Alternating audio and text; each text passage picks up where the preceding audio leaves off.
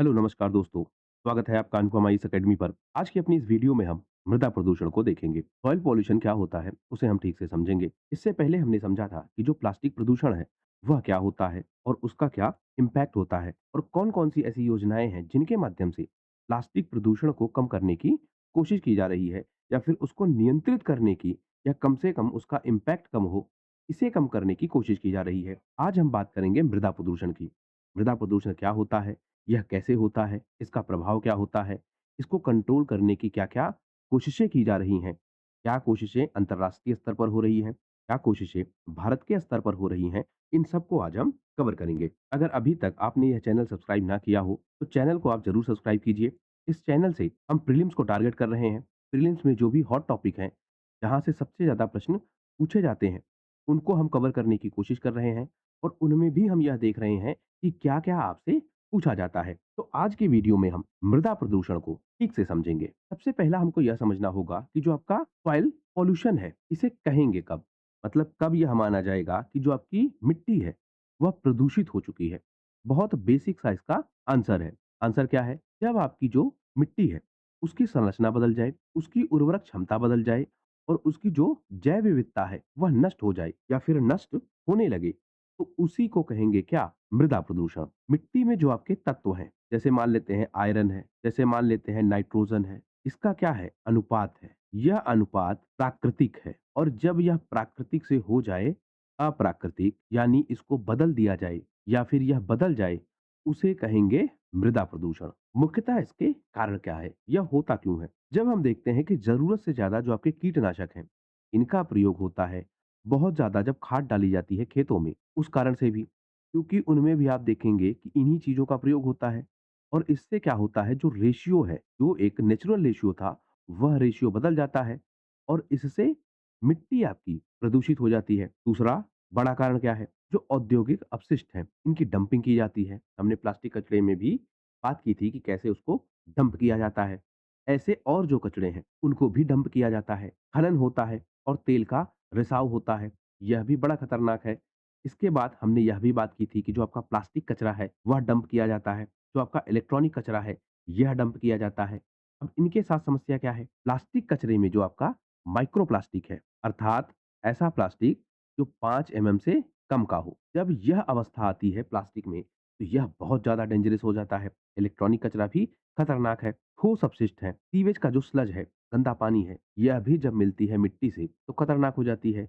और अम्लीय वर्षा होती है। इन सारे कारणों से जो आपकी मृदा है वह प्रदूषित हो जाती है। हमको यह समझना होगा कि वर्तमान में जो वैश्विक स्थिति है, यानी विश्व में जो स्थिति है मृदा प्रदूषण की, वह क्या है? इंटरनेशनल लेवल पर जो आपकी मिट्टी है वह कितनी पॉल्यूटेड हो चुकी है। इसमें हम देखते हैं कि कई सारी आपकी संस्थाएं होंगी, कई सारे आपके विभाग होंगे। यह जारी करेंगे रिपोर्ट और उन रिपोर्ट्स के माध्यम से हमको यह पता लगता है कि मिट्टी कितनी प्रदूषित है। अब हमको इसमें याद क्या-क्या रखना है? संस्था कौन-सी है और उसकी रिपोर्ट कौन-सी है? रिपोर्ट में जो कुछ डाटा दिया गया है, यह डाटा मुख्यतः ज़्यादातर इस्तेमाल होता है मेंस में। लेकिन रिपोर्ट कौन-सी है और इश्यू किसने किया है और वह संस्था है कौन? यानी उस संस्था का जो बैकग्राउंड है वह क्या है? यह आपकी प्रारंभिक परीक्षा में खूब पूछा जाता है। जैसे संस्था है आपकी एफएओ और यूएनईपी। अब यह क्या है? एफएओ यह है आपकी फूड एंड एग्रीकल्चर ऑर्गेनाइजेशन। यह बनी कब? 1945 में यह बनी है। हेडक्वार्टर कहाँ है? यह भी पूछा जाता है। इसका हेडक्वार्टर है रोम, यानी कि इटली में। इसी तरीके से है यूएनएपी। यह क्या है? United Nation Environment Programme. इसका हेडक्वार्टर कहाँ है? नैरोबी, केन्या में। तो यह भी आपसे पूछा जाता है। एफएओ का हेडक्वार्टर कहाँ है? रोम, इटली में। यूएनएपी का हेडक्वार्टर कहाँ है? नैरोबी, केन्या में। यूएनएपी बना कब? यह बना 1972 में।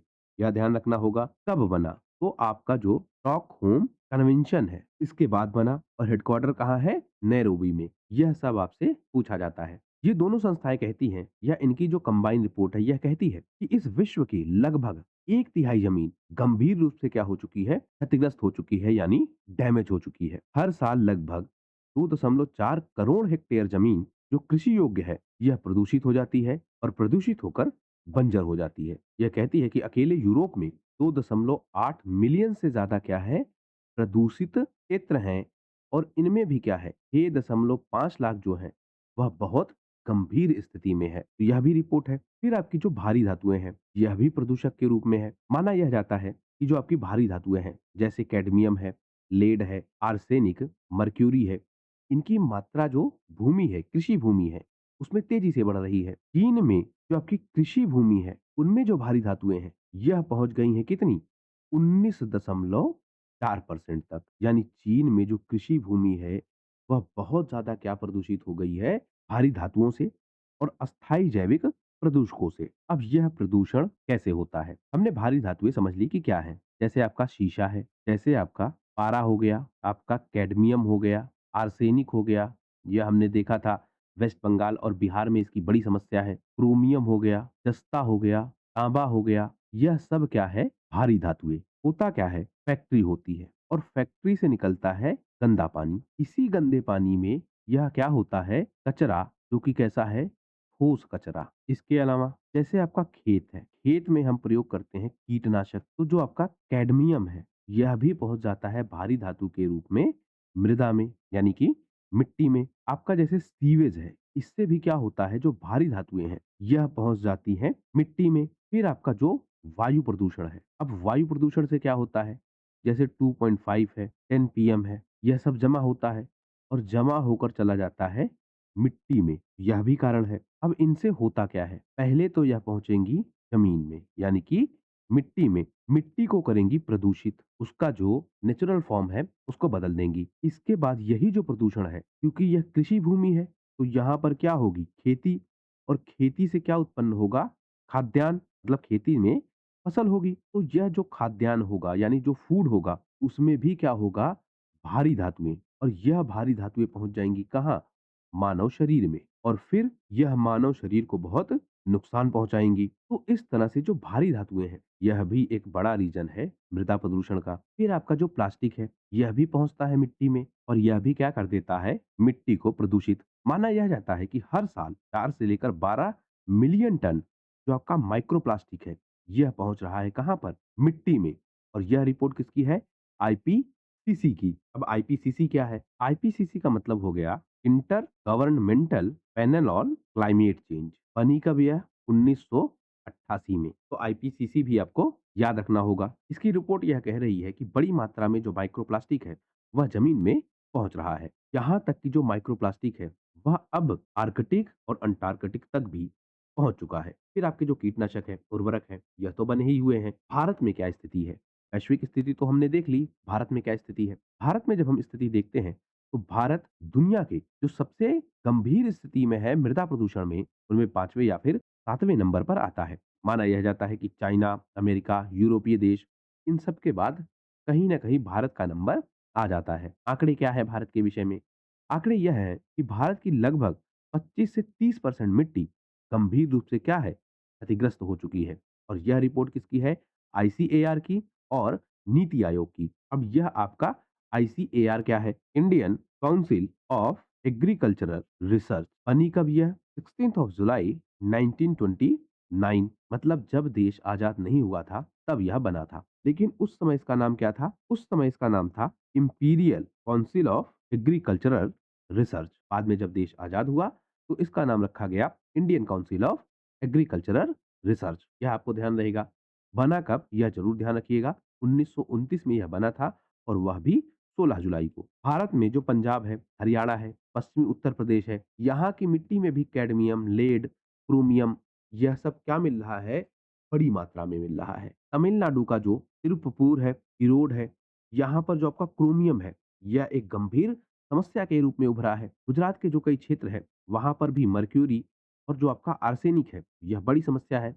इसी तरह हमने देखा वेस्ट बंगाल, इसी तरह हमने देखा पूर्वी बिहार, यहाँ पर भी क्या है बड़ी समस्या है। भारत में भी लगभग 50% से ज्यादा जो सब्जियां हैं, फल हैं, इनमें क्या मिल रहे हैं कीटनाशक, यानी जो कीटनाशकों के अवशेष हैं वह मिल रहे हैं इन सब्जियों में। और यह किसकी रिपोर्ट है सीएससी की। अब ये आपका सीएससी क्या है centre for science and environment. इसकी रिपोर्ट भी यह कह रही है कि जितनी भी हम सब्जियां खा रहे हैं, जितने भी हम फल खा रहे हैं, उनमें 50% ऐसी स्थिति है कि उनमें क्या है कीटनाशक, जिनका प्रयोग किया गया था कीटाणुओं को नष्ट करने के लिए, वह अभी भी या फिर उनके अंश अभी भी उन फलों में, उन सब्जियों में बचे हुए हैं और अंततः उसको कौन खा रहा है? हम खा रहे हैं। जो औद्योगिक हॉटस्पॉट हैं, वहाँ पर भी हम देखते हैं कि देश में 1 लाख से ज़्यादा ऐसे क्षेत्र हैं, जो कि क्या हैं? प्रदूषित हैं। 1012 से ज़्यादा ऐसे क्षेत्र हैं, जो बहुत क्रिटिकल सिचुएशन में है। प्लास्टिक और शहरी कचरा, यह भी मृदा प्रदूषण का बड़ा कारण है और भारत में इसकी स्थिति काफ़ी खराब है। हर साल लगभग 26,000 टन प्लास्टिक यह मिल रहा है मिट्टी में, यानी प्लास्टिक जाकर मिल जा रहा है मिट्टी में, डंपिंग ज़्यादा हो रही है, ध्यान रखिएगा। 26,000 टन प्लास्टिक यह जाकर मिल जा रहा है मिट्टी में। दिल्ली एनसीआर, मुंबई, चेन्नई, यह सब माइक्रो प्लास्टिक के खतरे से जूझ रहे हैं। ग्लोबल सॉइल पॉल्यूशन इंडेक्स में भी भारत को बहुत उच्च जोखिम वाला देश बताया गया है। यानी भारत में जो जोखिम है मृदा प्रदूषण को लेकर, वह काफ़ी खतरनाक है। 2023 की एक रिपोर्ट है सॉइल डिग्रेडेशन इंडेक्स, इसमें भी भारत को 6वें से 8वें स्थान पर रखा गया है। अब यह क्या है या फिर यह किसकी रिपोर्ट है? आपके एसडीजी लक्ष्य हैं, सस्टेनेबल डेवलपमेंट गोल्स हैं, उनमें जो आपका लक्ष्य 15 है और उसका जो सब पार्ट 3.1 है, वहाँ पर यह रखा गया है कि जो आपका मृदा प्रदूषण है, उसको दूर किया जाएगा। उसी के तहत यह रिपोर्ट बनती है। रिपोर्ट यह बनाता कौन है? एक संस्था है यूएनसीसीडी। यह कौन-सी संस्था है? United Nation Convention to Combat Desertification. यह संस्था कब बनी? 17 जून 1994 में। कब बनी? 1992 का जब रियो समिट हुआ, उसी के आधार पर यह संस्था बनी थी। एशिया में अगर हम बात करें, तो चाइना के बाद भारत ही सबसे ज़्यादा क्या है? मृदा प्रदूषित से प्रभावित देश। तो भारत में भी स्थिति काफ़ी खतरनाक है। अब जो आपका यह मृदा प्रदूषण है, इसके स्रोत जो हैं, वह कहाँ-कहाँ से आते हैं और कितनी मात्रा में आते हैं? यानी उनका रेशियो क्या है? सबसे पहले हम देखते हैं कि जो आपके औद्योगिक उत्पाद हैं और जो आपके वाणिज्यिक स्रोत हैं, इन्हीं का योगदान सबसे ज़्यादा है और यह योगदान कितना है? 41.4%। जो औद्योगिक कचरा होता है, जिसमें भारी धातुएँ भी खूब होती हैं और रासायनिक पदार्थ भी खूब होते हैं, यही सबसे ज़्यादा मिट्टी को प्रदूषित कर रहे हैं। इसके बाद जो नगरीय अपशिष्ट हैं, इनका योगदान है 15%। जो तेल उद्योग है, इनका योगदान है 14%। तेल लीक कर जाता है और वह जाकर मिट्टी में फैल जाता है और मिट्टी को क्या कर देता है? प्रदूषित। औद्योगिक कचरा यह कितना है? 7.3%। अब यहाँ 2 चीज़ें हैं, एक औद्योगिक उत्पादों का कचरा है और एक उद्योगों का कचरा है। यह दरअसल क्या है? ज़्यादातर जो बहकर निकलता है, यानी नदियों में जाकर मिलता है और मिट्टी को क्या करता है? प्रदूषित करता है। यह ज़्यादातर क्या है? ठोस कचरा है। फिर भंडारण से, ऊर्जा संयंत्रों से, परिवहन का जो तेल है, जब यह भूमि में फैल जाता है, खनन से, रक्षा से और कुछ अन्य क्षेत्र हैं, उनको मिलाकर 8.3%। इस तरह जो मृदा प्रदूषण है, उसके प्रमुख सोर्स हैं। तो हमने यह समझ लिया कि वैश्विक स्थिति क्या है, भारत की स्थिति क्या है और भारत में या फिर वैश्विक स्तर पर जो कंट्रीब्यूटर हैं, उनका कितना कंट्रीब्यूशन है। अब हम यह समझे कि इस प्रदूषण को हम रोकेंगे कैसे, तो हम उपायों की भी बात कर लेते हैं। 3 तरह के उपाय हैं, यानी उपायों को भी 3 भागों में कैटेगराइज किया जाता है। एक है आपका प्रिवेंशन, पहले तो यह रोका जाए कि कचरा जाए ही ना। दूसरा, कंट्रोल किया जाए, इसको नियंत्रित किया जाए कि कचरा जिस स्थिति में जा रहा है, उसको कंट्रोल किया जाए। फिर रेमिडिएशन, यानी जो भी कचरा जा रहा है, उसका उपचार किया जाए। पहले यह करना है कि कचरा कम से कम जाए, दूसरा यह करना है कि कंट्रोल वे में जाए, यानी यहाँ पर आप समझिएगा जो डिफाइंड तरीके हैं, उनके थ्रू जाए कचरा। फिर रेमिडिएशन यानी उनका सुधार करना। 3 चरण हैं। इसमें हम देख लेते हैं कि कौन-कौन से प्रमुख उपाय हैं। सबसे पहले जो आपका कृषि है, इसमें सतत प्रथाओं का प्रचार-प्रसार करना है। यानी जो रासायनिक उर्वरक हैं, कीटनाशक हैं, इनका उपयोग कम करना होगा और हमको यह देखना होगा कि जो आपकी नेचुरल फार्मिंग है, उसको ज़्यादा बढ़ावा दिया जाए। खेतों में अवशेषों को ना जलाया जाए। पराली जलाने की समस्या आप देखते हैं कि दिल्ली के क्षेत्र में बहुत ज़्यादा हो जाती है। यानी दिल्ली के आस-पास का जो क्षेत्र है, जैसे पंजाब, हरियाणा, वहाँ पर जब बड़ी मात्रा में पराली जलाई जाती है, तो वह पूरे उत्तर भारत के लिए बहुत खतरनाक हो जाती है, स्पेशली दिल्ली के लिए। तो यह काम भी ना किया जाए। औद्योगिक जो अपशिष्ट है, इनको मैनेज किया जाए। जैसे एक सिद्धांत है पॉल्यूटर पे सिद्धांत। जितना जिसने पॉल्यूशन किया है, वह उसके हिसाब से पेमेंट करे। मान लेते हैं 2 कंपनी है, ए और बी और यह मान लेते हैं क्षेत्र है। यहाँ पर हो रहा है पॉल्यूशन। इस पॉल्यूशन में जो कंपनी बी है, इसका योगदान है 70%, जो कंपनी ए है, इसका योगदान है 30%। तो इस पॉल्यूटेड एरिया को सही करने के लिए या फिर इसको सुधारने के लिए जो खर्च आएगा, उस खर्च में जो आपका बी है, यह योगदान दे 70% और जो आपका ए है यह योगदान दे 30%। इसी को कहते हैं पॉल्यूटर पे सिद्धांत। लेकिन यहाँ समस्या है वैश्विक स्तर पर। वैश्विक स्तर पर कैसी समस्या? समस्या यह है कि जो आपकी वेस्टर्न कंट्रीज है, इन्होंने ही सबसे ज्यादा पॉल्यूशन किया है, और जब बात आ रही है पेमेंट करने की, तो उस पेमेंट से यह लोग पीछे हो रहे हैं।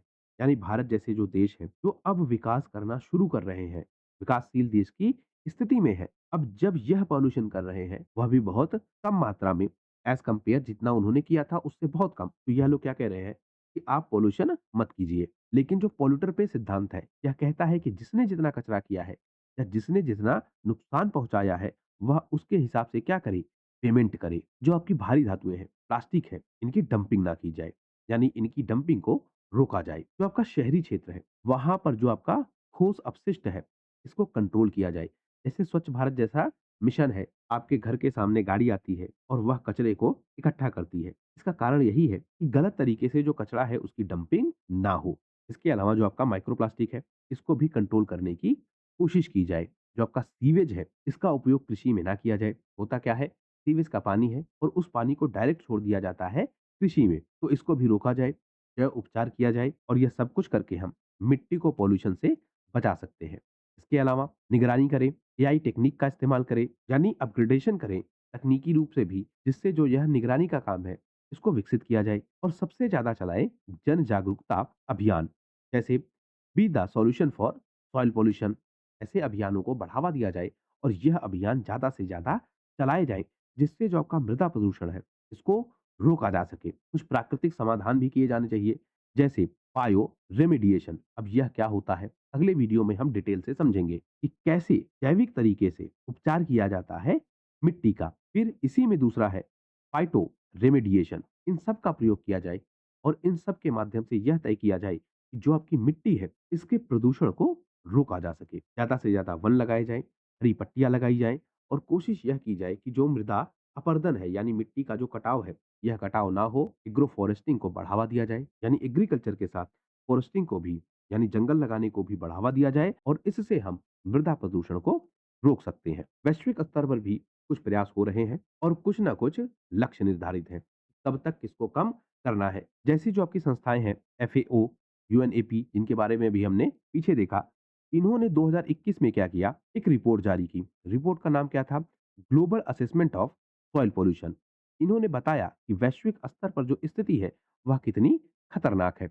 इसके आधार पर वैश्विक स्तर पर प्रयास किए गए और मृदा प्रदूषण को रोकने का काम किया गया। इसी में आपका एक है ग्लोबल सॉइल पार्टनरशिप, यानी ग्लोबल लेवल पर लोग आपस में मिलेंगे, संस्थाएं आपस में मिलेंगी और मिलकर जो आपका मृदा प्रदूषण है उसको रोका जाएगा। यूएनईपी के कार्यक्रम है, बेसल कन्वेंशन है, रोटरडैम कन्वेंशन है, स्टॉकहोम कन्वेंशन है। इन सब के माध्यम से यह कोशिश की जा रही है कि प्रदूषण को रोका जाए, और उन सब में जो आपका मृदा प्रदूषण है उसका भी एक प्रमुख स्थान है। यूरोपीय यूनियन का सॉइल स्ट्रेटजी भी है, जो यह कोशिश कर रही है कि 2030 तक जो आपका पॉल्यूशन है इसको जीरो किया जाए। यूएन ईएससीओ का भी मिशन क्या है, सॉइल मैनिफेस्टो, यह भी 2025 का है, जिससे यह कोशिश की जा रही है कि जो आपका सॉइल पॉल्यूशन है इसको कम किया जाए। अब हमको यह समझना होगा कि यह संस्था कौन सी है। सबसे पहले इसका पूरा नाम हमें जानना होगा। United Nation Educational Scientific and Cultural Organisation, UN की यह संस्था है, यानी यूएन की यह बॉडी है। 6 नवंबर 1946 को यह स्थापित हुई। हेडक्वार्टर कहाँ है इसका, पेरिस में, यानी कि फ्रांस में। तो यह भी काम कर रही है कि मृदा प्रदूषण को कम किया जाए। इसके अलावा इंटरनेशनल नाइट्रोजन इनिशिएटिव है, यह कब का है, 2003 का, जिससे यह कोशिश की जा रही है कि जो आपका नाइट्रोजन का प्रदूषण है इसको कम किया जाए। कुछ हमने वैश्विक लक्ष्य भी रखे हैं और इन लक्ष्यों को एसडीजी से भी जोड़ा है। जैसे हमने 2030 तक लक्ष्य रखा है, यानी वैश्विक स्तर पर यह लक्ष्य है कि जो आपका मृदा प्रदूषण है इसको 50% तक कम से कम किया जाए। जो आपका न्यूट्रिएंट है, इनका जो नुकसान हो रहा है इनको कम किया जाए। जो आपका केमिकल पेस्टिसाइड्स हैं, यानी जो आपके रासायनिक उर्वरक हैं, इनका प्रयोग 50% तक घटा दिया जाए। लैंड डिग्रेडेशन को रोका जाए। इसी तरीके से 2050 तक के लिए लक्ष्य है कि जो आपका प्रदूषण है इसको किया जाए बिल्कुल जीरो, यानी हर प्रकार की मिट्टी को मानव स्वास्थ्य और पारिस्थितिकी तंत्र के लिए सुरक्षित बनाया जाए। 2025 से 34 के बीच में क्या लक्ष्य है, इसको घोषित किया गया है decades of soil sciences for sustainable development. इसके अलावा you indicate on ecosystem restoration, यह कब से कब तक के लिए है? 2021 से 2030 के लिए, और इसकी कोशिश भी यही है कि जो आपका मृदा प्रदूषण है इसको कम किया जाए। तो 2030 तक क्या लक्ष्य है? मृदा प्रदूषण को 50% कम करना। 2050 तक क्या लक्ष्य है? जीरो करना है इसको। 2025 से 34 के बीच में क्या लक्ष्य है? कि वैज्ञानिक तरीके से मृदा प्रदूषण को कम करना। तो यह क्या हो गए वैश्विक लक्ष्य। अब हम देखते हैं भारत के लक्ष्य। भारत भी यह कोशिश कर रहा है, या भारत की संस्थाएं जैसे नीति आयोग और ICAR, Indian council of agriculture research, यह सब कोशिश कर रही हैं कि मृदा प्रदूषण को रोका जाए। जैसे सॉइल हेल्थ कार्ड है, यह स्कीम आई थी 2015 में। इससे यह तय किया गया, या इससे क्या किया जाता है, जो आपकी जमीन है यानी जो आपकी मिट्टी है उसकी हेल्थ कैसी है, एक कार्ड बनता है। यानी मिट्टी में जो पोषक तत्व हैं उनके विषय में जो जानकारी है उसका एक कार्ड बनता है, जिससे यह पता लगता है कि मिट्टी का जो स्ट्रक्चर है वह स्ट्रक्चर क्या है, मिट्टी को क्या जरूरत है और क्या क्या इसमें कमियां हैं। इसी के तहत यह तय किया गया था कि 2025 तक जितने भी किसान हैं यह रासायनिक उर्वरक का प्रयोग 25 से 30% कम कर देंगे। 2015 में यह स्कीम आई थी। 10 सालों के अंदर यह लक्ष्य था कि जो आपके रासायनिक उर्वरक है इनका प्रयोग 25 से 30% तक कम कर दिया जाएगा। एक मिशन भी है आपका, national mission for sustainable agriculture. इस मिशन का लक्ष्य यह है कि जलवायु अनुकूल कृषि की जाए, मतलब ऐसी खेती की जाए जो जलवायु के अनुकूल है। फिर एक आपका है पीएम प्रणाम, यह लॉन्च हुई 2023 में। इसके माध्यम से भी यह तय किया गया कि जो आपके किसान हैं उनको जैविक खेती में लाभ हो, उनको सहायता पहुंचाई जाए। और 2025 तक यह लक्ष्य रखा गया था कि 1 करोड़ हेक्टेयर जैविक खेती के रूप में प्रयोग हो, यानी 1 करोड़ हेक्टेयर ऐसी भूमि हो जहां पर केवल क्या हो, जैविक खेती। क्रॉप रेसिड्यू मैनेजमेंट भी है, जिससे यह कोशिश की जा रही है, क्योंकि आप देखिए जो पराली जलाने की समस्या है वह समस्या केवल इसलिए नहीं है कि किसान ऐसा चाहते हैं। किसानों के पास जो विकल्प है या जो वैकल्पिक साधन है वह साधन इतने महंगे हैं। जैसे मान लेते हैं किसान का खेत है, किसान के खेत में क्या है, फसल है, उसने फसल क्या की, काट ली। और काटी कैसे? मशीन से। मशीन से क्यों काटी? क्योंकि जो मानव श्रम है वह और ज्यादा महंगा है। तो इसने क्या किया, मशीन से काट ली। जब मशीन से काट ली तो ये जो फसल थी इसका कुछ हिस्सा क्या होता है, जमीन से लगा रह जाता है। यानी जमीन के ऊपर से ही काटती है मशीन। तो जब यह हिस्सा रह गया, इन्होंने क्या किया, इसको जला दिया। अगर यह इसको ना जलाएं, मशीनों का इस्तेमाल करके इसको काटे या फिर इसको मिट्टी में ही मिला दे, तो उसके लिए जो मशीनें आती हैं वह कैसी हैं, खर्चीली हैं। उन पर बहुत ज्यादा क्या होता है, खर्च होता है। तो सरकार ने यह तय किया कि 50 से 80% तक सब्सिडी दी जाएगी जो इन मशीनों को खरीदेगा। यानी कुल मिलाकर लक्ष्य यह है कि जो आपका अवशेष है वह ना जलाया जाए खेतों में। इसी सब में स्वच्छ भारत मिशन भी है, वह भी यह कोशिश कर रहा है कि जो आपका प्रदूषण है वह कम से कम हो। सेंट्रल पॉल्यूशन कंट्रोल बोर्ड भी यह कोशिश कर रहा है और समय समय पर अपनी गाइडलाइंस देता रहता है, जिसके माध्यम से भी यह कोशिश की जा रही है कि प्रदूषण को कम से कम किया जाए। एक अभियान भी है, यह अभियान भी 2024 का है, एक पेड़ माँ के नाम। यानी हर व्यक्ति अपने माँ के नाम पर एक पेड़ लगाए। तो कितने पेड़ लगेंगे? 140 करोड़, क्योंकि 140 करोड़ ही क्या है, जनसंख्या है। बार बार मोदी जी यह बात कहते हैं। तो 140 करोड़ पेड़ लगाने की योजना है या फिर लक्ष्य है इस स्कीम के तहत, एक पेड़ माँ के नाम। तो यह भी भारत सरकार के प्रयास है और भारत सरकार के लक्ष्य हैं, जिनके माध्यम से मृदा प्रदूषण को कम किया जा रहा है। अब हम यह देखते हैं कि जो आपके सस्टेनेबल डेवलपमेंट गोल हैं, उसके तहत भारत ने जो अपनी राष्ट्रीय योजनाएं हैं वह कैसे बनाई है, यानी एसडीजी गोल है, उसके हिसाब से बनानी पड़ती हैं राष्ट्रीय योजनाएं, जिससे इन लक्ष्यों को प्राप्त किया जा सके। तो भारत की योजनाएं क्या है, स्पेशली मृदा प्रदूषण को लेकर भारत सरकार ने यह लक्ष्य रखा है कि 2030 तक लैंड डिग्रेडेशन न्यूट्रलिटी हासिल कर लेगा। यानी 2030 तक जो यह भूमि बंजर में बदल जा रही है इसको रोक लिया जाएगा। 2025 तक भारत सरकार का यह लक्ष्य है कि फसलों में 30% तक बढ़ाई जाएगी डाइवर्सिटी, और जो केमिकल इनपुट है यानी जो रासायनिक इनपुट हो रहा है इसको कम किया जाएगा 20 से लेकर 25% तक। अब यह दोनों आपस में कैसे कनेक्टेड हैं? एक फसल बोई जाती है और उसके बाद दूसरी फसल बोई जाती है। अब यह दोनों फसलें ऐसी होनी चाहिए कि जो पोषण है उसके पूरक के रूप में काम करे। मतलब क्या? जैसे एक फसल नाइट्रोजन का अगर उपयोग कर रही है तो दूसरी फसल ऐसी हो जो नाइट्रोजन क्या करे, स्टोर करे। कहाँ पर? मिट्टी में, यानी नाइट्रोजन बढ़ाए। तो ऐसी फसलें उगाई जानी चाहिए और यह भारत सरकार तय कर रही है कि 30% तक इसको बढ़ावा दिया जाएगा 2025 तक, मतलब इसी साल तक का यह लक्ष्य था। आगे हम देखें, 2070 तक भारत का लक्ष्य है कि नेट ज़ीरो इमिशन भारत प्राप्त कर लेगा। यह भारत सरकार का लक्ष्य है। यह बहुत इंपॉर्टेंट है, आपको ध्यान रखना होगा, बार-बार इसको पूछा जाएगा।